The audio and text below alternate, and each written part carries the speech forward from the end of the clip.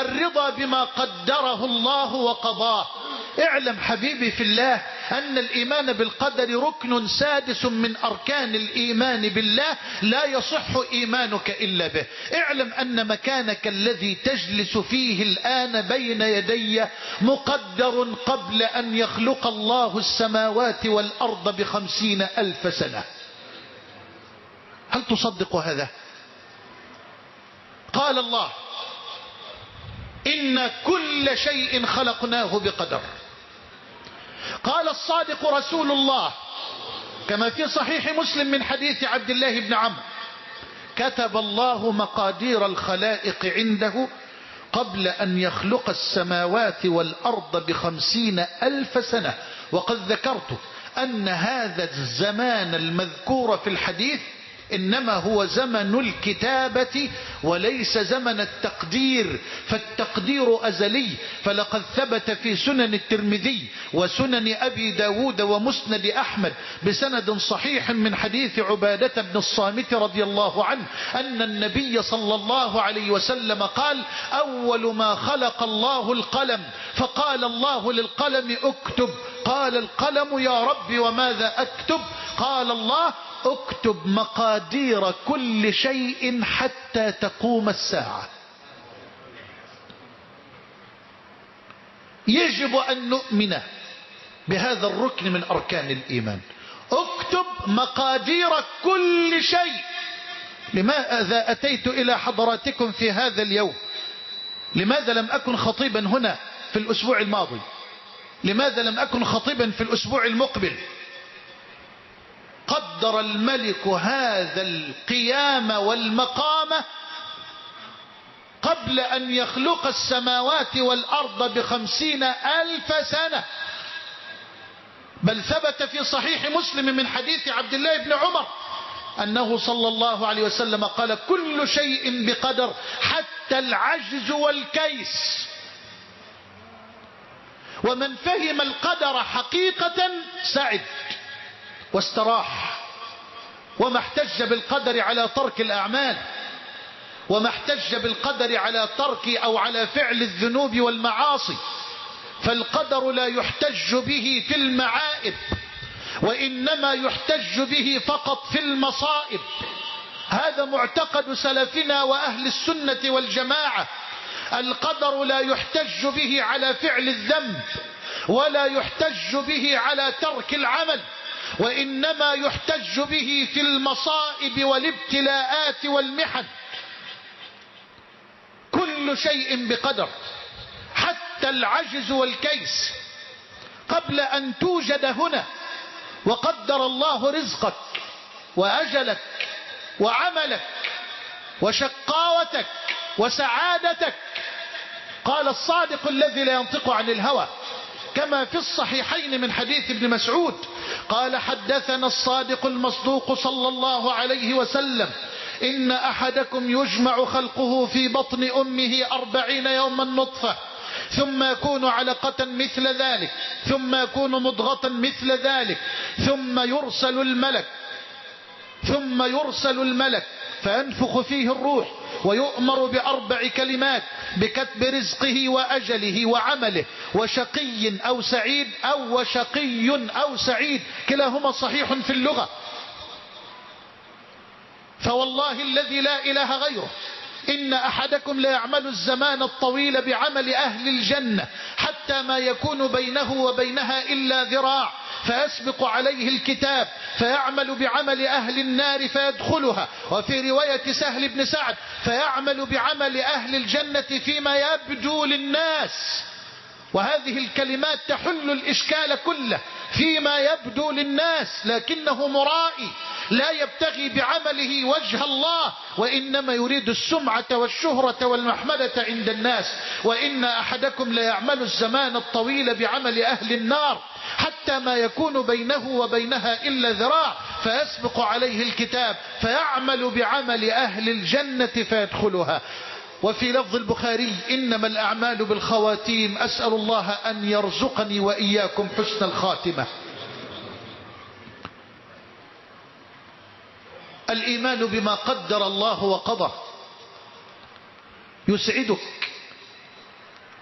تعيش في راحة، بل تعيش مقداما قويا، لا تخشى مخلوقا على وجه الأرض، لأن رزقك مقدر وأجلك مقدر وحياتك مقدرة. فلما التملق والنفاق لأي بشر وهو لا يملك لك ضرا ولا نفعا؟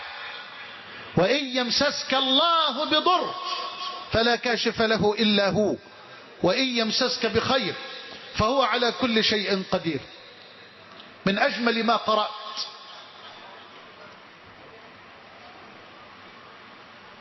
أن الوزير أحمد ابن سعيد، وهو والد الإمام ابن حزم وهو الفقيه الظاهري المعروف، كان يجلس يوما في مجلس أميره،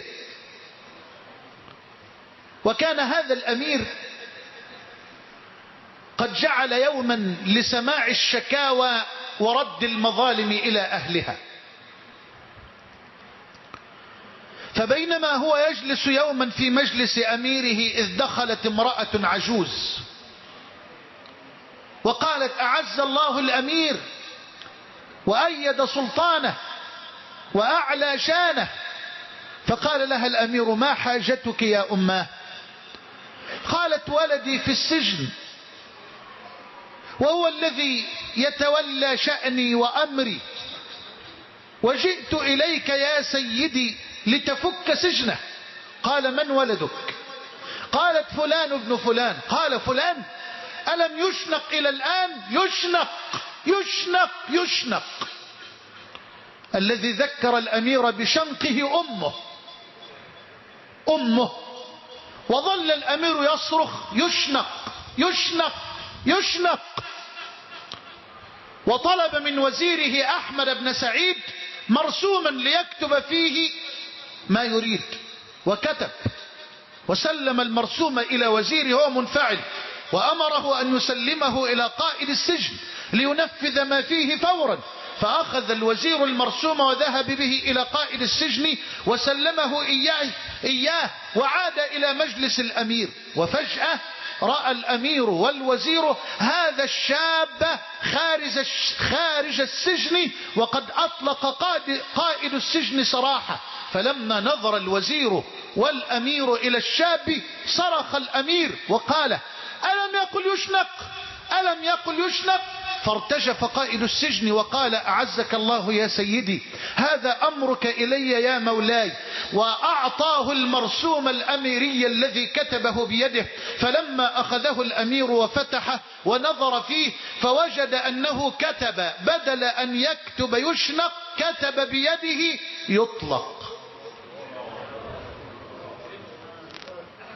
يطلق. فنظر إليها وقال: يطلق؟ هذا خطي، هذا قلمه، هذا خاتمه، يطلق؟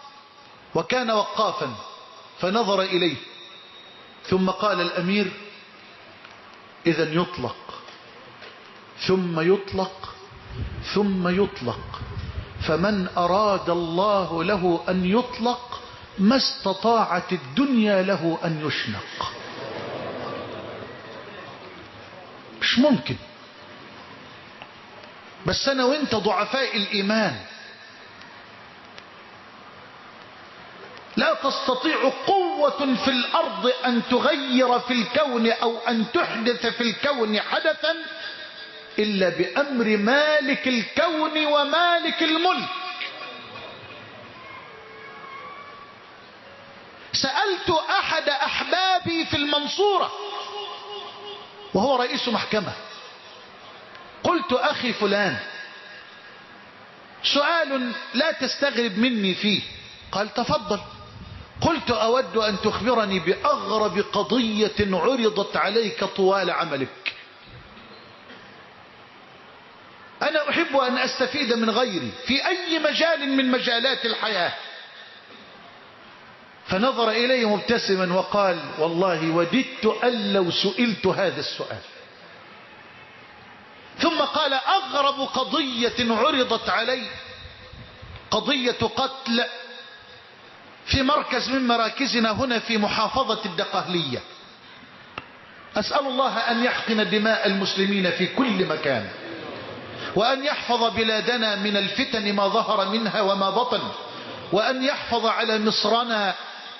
على مصرنا أمنها وأمانها وجميع بلاد المسلمين. يقول: قبض على القاتل، وكل الأوراق التي قدمت لهيئة المحكمة تؤكد أن هذا الرجل هو القاتل، وقدمت الأوراق واعتمدت من المفتي بالإعدام. قال: وفي الجلسة التي سألقي فيها أو سأنطق فيها بحكم الإعدام بصفتي رئيس للمحكمة، قال: امتلأت قاعة المحكمة بالناس وصمتت الأنفاس وتعلقت الأبصار بي وأنا أقرأ ديباجة الحكم التي ستسلم في آخر الأمر إلى قولي: وقد حكمت المحكمة على فلان بالإعدام. قال: فوجئت ولم أنتبه بعد قراءة هذه الديباجة، والناس منهم من يبكي ومنهم من يراقب وهم يعلمون. قال: وإذ بي أقول: وبناء على ما سبق فقد حكمت المحكمة ببراءة المتهم.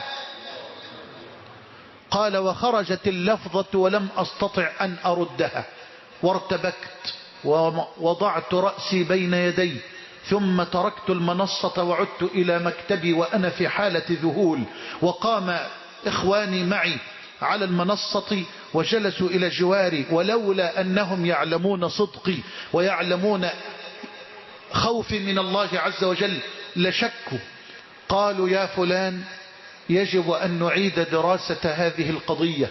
يقسم لي بالله، واللي والله يا شيخ محمد قبل 15 يوم وصلنا إلى القاتل الحقيقي الذي اعترف بجريمته تفصيليا، ثم بكى وقال: وكان الله جل وعلا هو الذي برأ المتهم الأول قبل أن تبرئه ساحة المحكمة.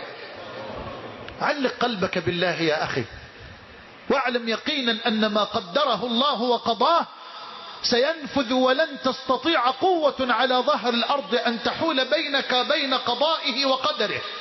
كن عن همومك معرضة، ودع الأمور إلى القضاء، وانعم بطول سلامة تسليك عما قد مضى، فلربما اتسع المضيق وربما ضاق الفضا. الله يفعل ما يشاء فلا تكن متعرضا.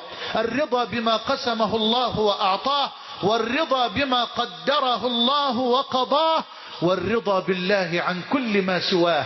الرضا بالله عن كل ما سواه، ولا يحقق الرضا بالله عن كل ما سواه إلا من عرف الله جل وعلا بأسماء جلاله وصفات كماله، إلا من عرف الله بأسمائه الحسنى وصفاته العلى، إلا من وقف على أسمائه: العزيز، القهار، الغني، القوي، العزيز، الرحمن، الرحيم. الله اسم لصاحبه كل جلال وكمال وجمال.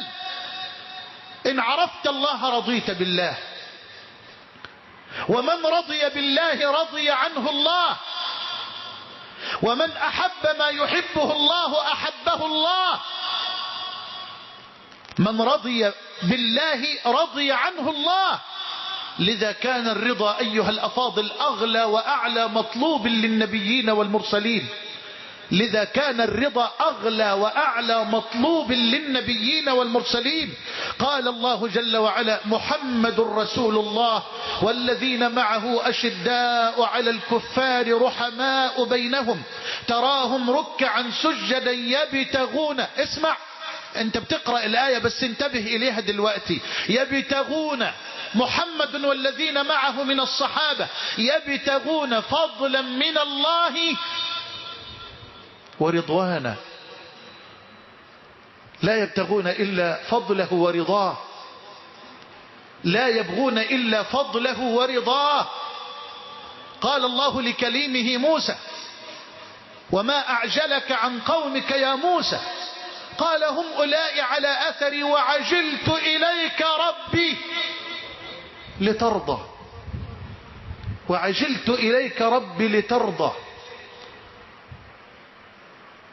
وحشر لسليمان جنوده من الجن والإنس والطير فهم يوزعون، حتى إذا أتوا على وادي النمل قالت نملة يا أيها النمل ادخلوا مساكنكم لا يحطمنكم سليمان وجنوده وهم لا يشعرون، فتبسم ضاحكا من قولها وقال رب أوزعني أن أشكر نعمتك التي أنعمت علي وعلى والدي وأن أعمل